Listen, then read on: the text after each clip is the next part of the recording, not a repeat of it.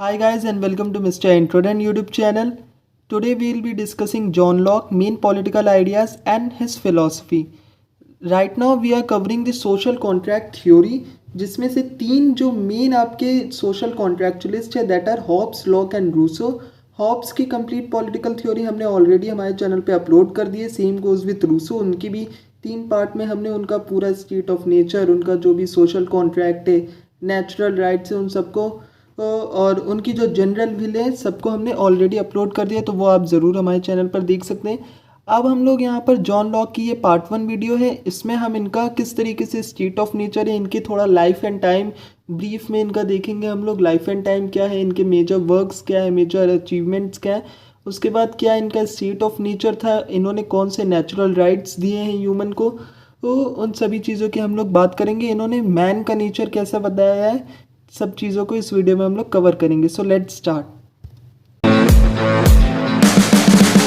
You can see the writing on the pavement. Young kids, they're growing up in basements. Online, a whole new generation. I'ma make mine so you. सबसे पहले हम लोग देखेंगे John Locke 1632 में England में इनका birth हुआ था. He is known as father of liberalism. This is a very important point. अगर एमसीक्यू बेस्ड कोई क्वेश्चन पेपर होता है तो उसमें फादर ऑफ लिबरलिज्म पूछा जा सकता है, विच इज़ जॉन लॉक. इनके मेन वर्क्स है सबसे पहले 2 treatise on government and essay concerning toleration.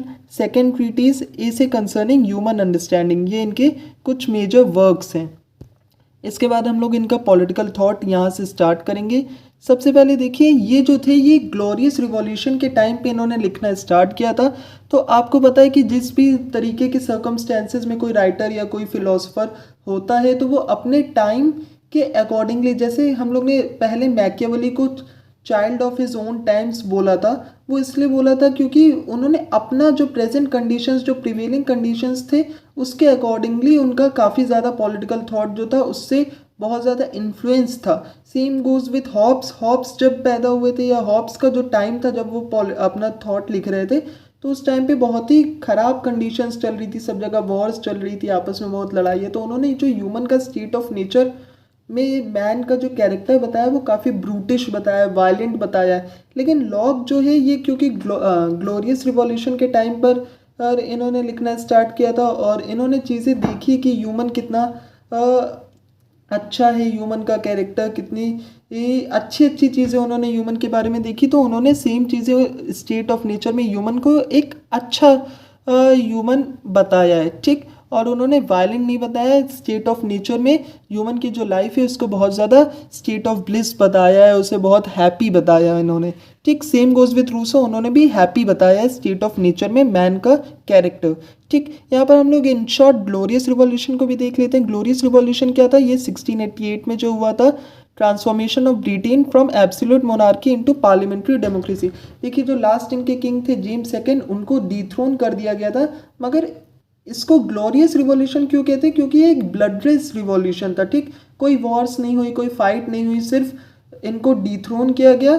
और मोनार्की जो बहुत समय से, हमेशा से ही जो मोनार्की इस्टेब्लिश थी उसको हटा करके क्या पार्लियामेंट्री डेमोक्रेसी को लाया गया.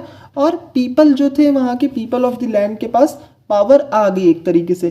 तो इसको काफ़ी ज़्यादा इंपॉर्टेंट फेज माना जाता है ब्रिटिश रिवॉल्यूशंस का. So this was all about glorious revolution. Now moving next to the state of nature.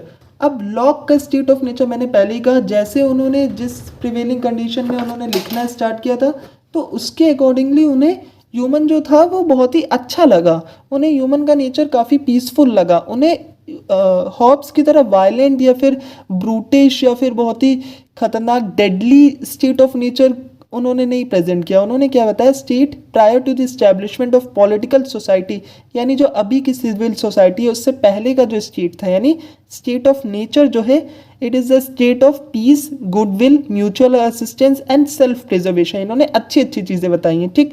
People are govern by the law of nature. Law of nature यानी जो नेचर के laws है या जो गॉडली लॉज है उनके बारे में इन्होंने बताया कि लोग उसी के हिसाब से चलते थे. Locke stated that the life in the state of nature was not as miserable and brutish as depicted by Hobbes. Instead it was reasonably good and enjoyable. इन्होंने इंजॉयबल फन कंडीशंस वहाँ पर बताई है दैट कि लोग खुश थे. State of nature में भी लोग बहुत ज़्यादा परेशान नहीं थे. In natural state people were equal and independent, ठीक, and everyone had a natural right to defend his life, liberty and property. मेन इन्होंने जो नेचुरल राइट की बात की है, लॉक का जो राइट्स की आप कह सकते हैं थ्योरी है, या जो नेचुरल राइट उन्होंने प्रोवाइड किया है, that is of life, liberty and property. Very important, life, liberty and property आपको पता होना चाहिए, ठीक। अच्छा ठीक, अब इनके अकॉर्डिंगली लॉ ऑफ नेचर क्या है? No one can harm anyone in one's personal in one's life, liberty and position, ठीक। पोजीशन का मतलब यहाँ पर प्रॉपर्टी से ही है, ठीक। कोई भी किसी दूसरे की लाइफ, लिबर्टी या प्रॉपर्टी में उसे किसी तरीके का हार्म नहीं कर सकता है, ठीक। किसी की लाइफ नहीं ले सकता है, किसी की लिबर्टी यानी फ्रीडम को नहीं ले सकता है, और किसी का कोई प्रॉपर्टी को अपना नहीं कर सकता है, ठीक। इसके अलावा क्या है, नेचुरल राइट्स की भी ये बात करते हैं। Everyone has right to life, liberty and property. See, life, liberty and property की बहुत ज़्यादा इंपॉर्टेंस है थ्रू आउट आपका जो भी लॉ का स्टेट ऑफ नेचर होगा, चाहे उनका जो सोशल कॉन्ट्रैक्ट होगा। सोशल कॉन्ट्रैक्ट में जो पर्सन होता है वो सब कुछ अपना एक सोवरेन या कह सकते हैं आप एक सुपीरियर अथॉरिटी के अंडर दे देता है, बट वो लाइफ, लिबर्टी और प्रॉपर्टी का जो नेचुरल राइट है उससे सरेंडर नहीं करता है, ठीक। सो बहुत ज़्यादा इंपॉर्टेंट है आपका लाइफ, लिबर्टी एंड प्रॉपर्टी, ठीक। अच्छा, next locks concept of private property. जैसे हमने रूसो में देखा था कि उनके में भी क्या प्राइवेट प्रॉपर्टी के आने के बाद से ही क्या कन्फ्लिक्ट्स होने लगते हैं आपके, और स्टेट ऑफ नेचर जो होता है वो रहने लायक नहीं बचता है, प्राइवेट प्रॉपर्टी आ जाती है, फिर बहुत ज़्यादा लोग एक दूसरे से जलने लगते हैं, बहुत वॉर्स होने लगती हैं आपस में, बहुत ही जो शांति थी, जो हैप्पीनेस थी, स्टेट ऑफ ब्लिस बिल्कुल डिस्ट्रॉय हो जाता है, ठीक। तो सेम चीज़ यहाँ पर क्या है, इनका प्राइवेट प्रॉपर्टी जो है वो थोड़ा सा इनका कंसेप्ट अलग है। इन्होंने अपनी एक अलग थ्योरी दी है कि किस तरीके से कौन सी चीज़ प्राइवेट प्रॉपर्टी कहलाएगी और कौन सी नहीं कहलाएगी, ठीक। जिसको हम लोग नाम क्या दे देते हैं, labour theory of private property, ठीक। लेबर, ठीक। लेबर से यहाँ पर क्या मतलब है, कोई भी आपका जो श्रम है, जो आपकी मेहनत है, ठीक। अगर किसी चीज़ में आपकी मेहनत लगी हुई है तो वो आपकी प्रॉपर्टी हो जाएगी, ठीक। देखते हैं क्या क्या चीज़ें होती है। A creator has the right over what he creates, ठीक। किसी ने कोई चीज़ बनाई है तो उसके ऊपर सारा हक उसका, यानी मालिक जो होगा उसी का सब कुछ हक होगा,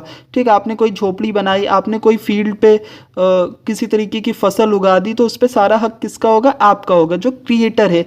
when you mix your labour with an object of nature, that object becomes your property, ठीक। कोई भी ऐसी नेचुरल चीज़ है जिसके साथ आप अपनी मेहनत लगाते हैं, अपना आप कोई योगदान देते हैं, तो वो आपकी खुद की प्रॉपर्टी हो जाती है, ठीक। लेबर थ्योरी ऑफ प्रॉपर्टी यही है। इसके बाद हम लोग देखते हैं, since God is our creator so we are his property. हम सारे लोगों का क्रिएटर कौन है, गॉड है, तो हम सारे लोग गॉड की प्रॉपर्टी हो गए। Only God can take our life and liberty. देखिए हर जगह पर इनके हर एक कंसेप्ट में लाइफ एंड लिबर्टी कहीं ना कहीं आया ही है, ठीक। यानी ये यहाँ से क्या लेबर थ्योरी से क्या प्रूव करना चाह रहे हैं कि यार हमें किसने बनाया, गॉड ने, तो हम सिर्फ गॉड की प्रॉपर्टी है, और गॉड की प्रॉपर्टी को गॉड ही डिस्ट्रॉय कर सकता है, कोई और उसकी लाइफ नहीं ले सकता, कोई और उसकी लिबर्टी को नहीं ले सकता। तो इस तरीके से क्या पता चलता है कि all individuals are equal, no one can rule over the other, no human can take others life and liberty, state of nature is commonly available to all, it is a situation of primitive communism, ठीक। Primitive communism, ये यहाँ पर state of nature की बात हो रही है। अभी भी हम लोग थ्रू आउट जो पढ़ रहे हैं, ये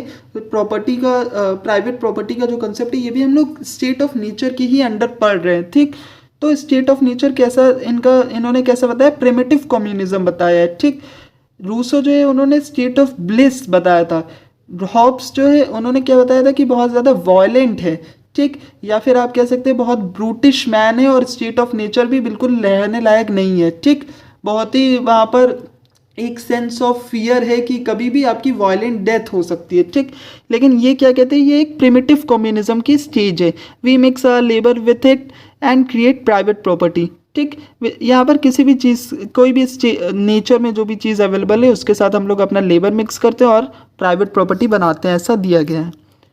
नेक्स्ट लॉक क्या कहते हैं, man by nature is a property acquiring animal. ये बहुत ही इंपॉर्टेंट पॉइंट है, इसको आप हाईलाइट करके किसी भी आंसर में लिख सकते हैं। तो ये बहुत ही अच्छा एक आपका इंप्रेशन देगा दैट कि लॉक ने बोला है मैन जो है वो हमेशा से ही प्रॉपर्टी एक्वायर करने की कोशिश करता है, उसके पास ज़्यादा से ज़्यादा प्रॉपर्टी हो, ज़्यादा से ज़्यादा चीज़ें उसके अंडर में हो, ऐसी मैन की सोच होती है, ठीक। लेकिन फिर भी ये क्या कहते हैं, ये 3 लिमिटेशंस देते हैं कि यार ये 3 चीज़ों के बारे में ध्यान रखना चाहिए किसी भी चीज़ को प्रॉपर्टी अपनी बताने के लिए, ठीक है। प्राइवेट प्रॉपर्टी बनाते वक्त आपको 3 चीज़ों का ध्यान रखना चाहिए। सबसे पहला है लेबर लिमिटेशन, यानी आपकी प्राइवेट प्रॉपर्टी वही होगी जिसमें आपका लेबर लगा हुआ हो।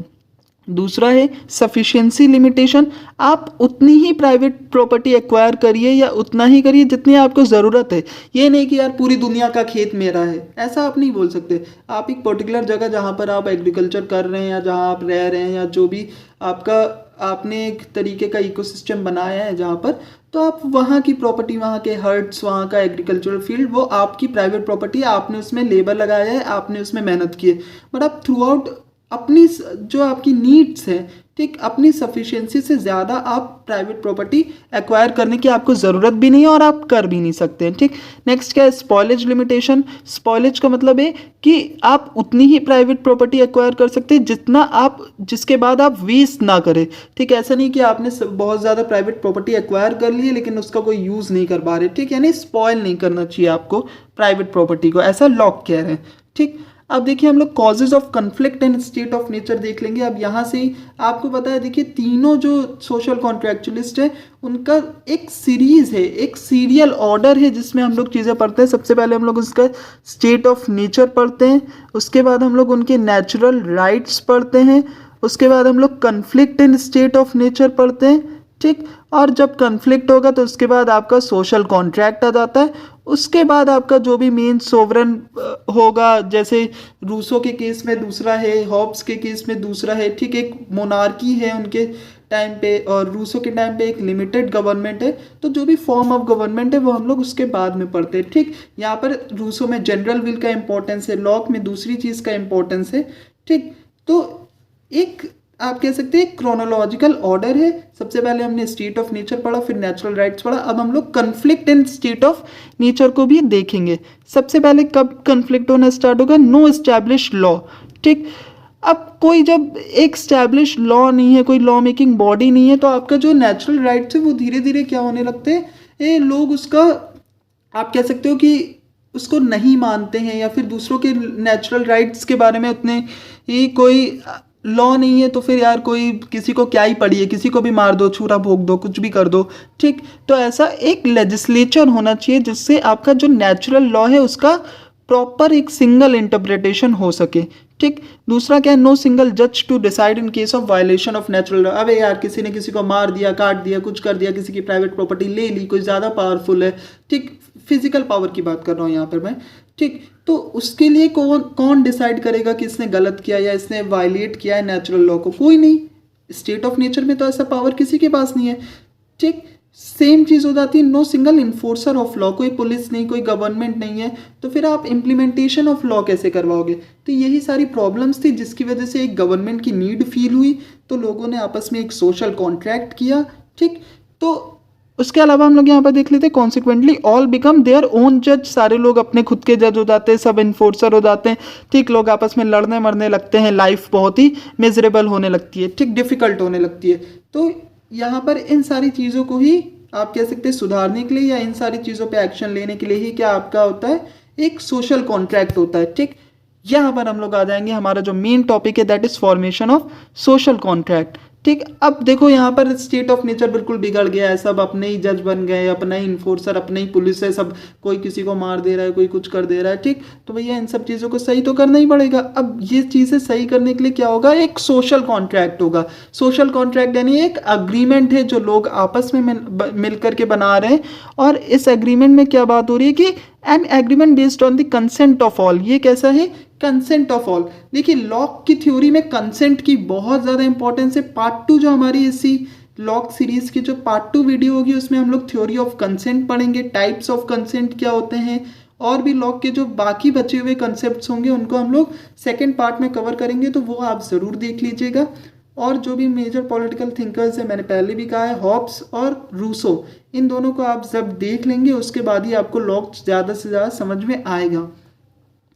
अब हम लोग देखते हैं to solve this problems individual entered into the social contract by which they surrender to the sovereign not all his rights. ध्यान रखिएगा, यहाँ पर सरेंडर हो रहा है, मैंने पहले भी बताया था सरेंडर तो कर रहा है अपने राइट्स, लेकिन सिर्फ उतना ही राइट सरेंडर कर रहा है जिससे वो प्रिजर्व करता था ऑर्डर देने का या इन्फोर्स करने का या अपना जो जज करने की चीज़ें वो सब वो सरेंडर कर दे रहा है, लेकिन अपना जो natural right of life, liberty and property है उसको किसी भी हाल में नहीं सरेंडर करना है। वो आपका मेन है, ठीक, वो आपका सबसे पावरफुल नेचुरल राइट है, उसको आपको कभी भी सरेंडर नहीं करता है जो मैन है, और उसी बेसिस पे सोशल कॉन्ट्रैक्ट वो बनाता है।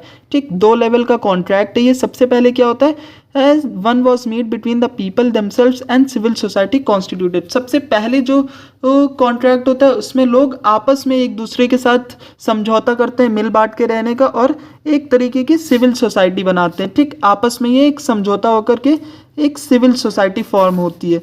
ठीक, इसके बाद में क्या होता है, आपकी सेकेंड जो कॉन्ट्रैक्ट है वो एक गवर्नमेंटल कॉन्ट्रैक्ट है, यानी यहाँ पर एक गवर्नमेंट बनती है, ठीक, जो कि लोगों और रूलर के बीच में होती है। ठीक, अब पहला कॉन्ट्रैक्ट लोगों के बीच में आपस में था जो कि एक सिविल सोसाइटी फॉर्म करता है। उसके बाद जब सिविल सोसाइटी बन गई तो लोग एक गवर्नमेंट बनाना चाहते हैं जिसमें एक रूलर होगा। ठीक, रूलर और लोगों के बीच में भी एक कॉन्ट्रैक्ट होता है, फिर भी ये लोग सब कुछ रूलर्स के नीचे सरेंडर कर देते हैं, अपने सारे राइट्स, अपनी सारी प्रॉपर्टी, सब कुछ, मगर जो मेन नेचुरल राइट है that is life, liberty and property, उसको ये लोग सरेंडर नहीं करते हैं। ठीक, और इस तरीके से गवर्नमेंट बन जाती है। कैरेक्टरिस्टिक्स ऑफ द कॉन्ट्रैक्ट हम लोग देखेंगे, कैसे क्या कॉन्ट्रैक्ट होता है। ये जो फिगर है, सबसे पहले हम लोग इस फिगर को अच्छे से देख लेते हैं। ठीक, सोशल कॉन्ट्रैक्ट है, ये क्या बनाता है, आपका सिविल सोसाइटी बनाता है। सिविल सोसाइटी में मेजॉरिटी का रूल होता है, ठीक, जैसे डेमोक्रेसी होती है। अब मेजॉरिटी क्या है, अपॉइंट करती है एक गवर्नमेंट को। गवर्नमेंट के 3 ऑर्गन से, एक लेजिस्लेटिव जो लॉ बनाएगी, एक एग्जीक्यूटिव जो आपका इन्फोर्स करेगी लॉज को, और एक फेडरेटिव या फिर आप कह सकते हैं जुडिशरी जो होगी, या जो एक फॉरेन अफेयर्स को देखेगी।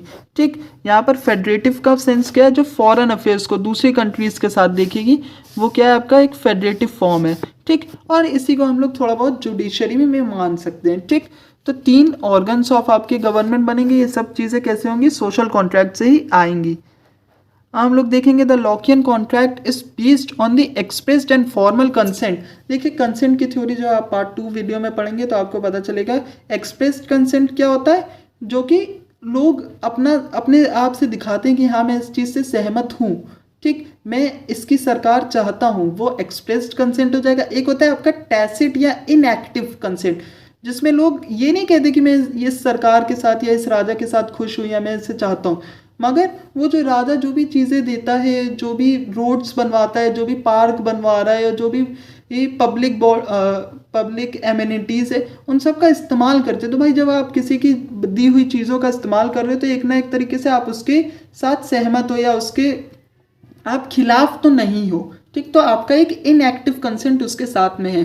तो दोनों तरीके के कंसेंट होते हैं जिसकी वजह से सोशल कॉन्ट्रैक्ट बनता है। ठीक, एक और हॉब्स में जैसे इररिवोकेबल कॉन्ट्रैक्ट है। इररिवोकेबल का मतलब क्या है कि आप वापस से कॉन्ट्रैक्ट तोड़ करके स्टेट ऑफ नेचर में नहीं जा सकते। एक बार कॉन्ट्रैक्ट बन गया तो वो इररिवोकेबल है, यानी उसको वापस से नहीं लिया जा सकता है। ठीक, इट इज़ परमानेंट एंड इनडिसॉल्युबल। ठीक, ये परमानेंट कॉन्ट्रैक्ट होता है और ये कभी भी डिसॉल्व नहीं होता है। Man do not surrender there natural rights rather for the safety of the rights the authorities constituted. ठीक, यानी मैन जो है अपना नेचुरल राइट नहीं सरेंडर करते, बल्कि इन्हीं नेचुरल राइट्स को सेव करने के लिए वो लोग क्या एक अथॉरिटी यानी एक गवर्नमेंट या एक बॉडी पॉलिटिक बनाते हैं। Not an instrument of enslavement but a charter of freedom. Very important. Locke क्या कहते हैं कि ये कोई इंस्लेवमेंट नहीं है। ऐसा नहीं कि आप सरकार के अधीन हुए जा रहे हो, अरे नहीं भैया, आपको तो और फ्रीडम मिल रही है, आप तो और ज़्यादा आप कह सकते हो फ्री हो गए हो और बेटर आपकी लाइफ होगी। स्टेट ऑफ नेचर में जो कन्फ्लिक्ट थे वो सब सही होने लगे हैं। ठीक, गवर्नमेंट के आने की वजह से। तो भैया ये तो आप इंस्लेव नहीं, ऐसा नहीं कि आप मोनार्क के नीचे दबे चले जा रहे हो, आपके ऊपर आपका शोषण हो रहा है, आपको परेशान किया जा रहा है, नहीं, ये एक चार्टर ऑफ फ्रीडम है। ठीक, लोगों के नेचुरल राइट्स वैसे ही सेफ रहेंगे और लोग क्या है फ्री रहेंगे पहले की तरह। The purpose of government is to ensure justice and protect the natural rights of individual, ठीक। पर्पस ऑफ जो गवर्नमेंट है वो क्या है जस्टिस करना और ज़्यादा से ज़्यादा नेचुरल राइट्स ज़्यादा से ज़्यादा लोगों के प्रोटेक्ट करना, ठीक। सो ये हमारे सोशल कॉन्ट्रैक्ट के कैरेक्टरिस्टिक्स हो गए। इस वीडियो में इतना ही था। इसमें हम लोग ने स्टेट ऑफ नेचर उनका देखा, जो लाइफ एंड टाइम था, मेजर उनके वर्क्स देखे, उसके बाद इनका नेचुरल राइट्स देखी। राइट्स बहुत इंपॉर्टेंट है लॉक की थ्योरी में। उसके बाद हमने देखा इनका किस तरीके से कैसे सोशल कॉन्ट्रैक्ट इनका फॉर्म होता है, ठीक। और सोशल कॉन्ट्रैक्ट में क्या क्या चीज़ें होती हैं, किस तरीके से 2 लेवल इनका कॉन्ट्रैक्ट था। उसके बाद में हम लोग ने ये भी देखा कि ये क्या क्या कंसेंट की थ्योरी जो होगी वो हम लोग पार्ट 2 वीडियो में भी डीपली कवर करेंगे। और इसमें हमने शॉर्ट में समझा कि क्या एक्सप्रेस्ड कंसेंट होता है, क्या आपका इनएक्टिव कंसेंट होता है। उसके अलावा जो भी आपके इस वीडियो से रिलेटेड नोट्स होंगे, हैंड रिटन नोट्स, वो मैंने ऑलरेडी अपने टेलीग्राम चैनल पर अपलोड कर दिया है, तो आप लोग वहाँ से हैंड रिटन नोट्स ले सकते हैं।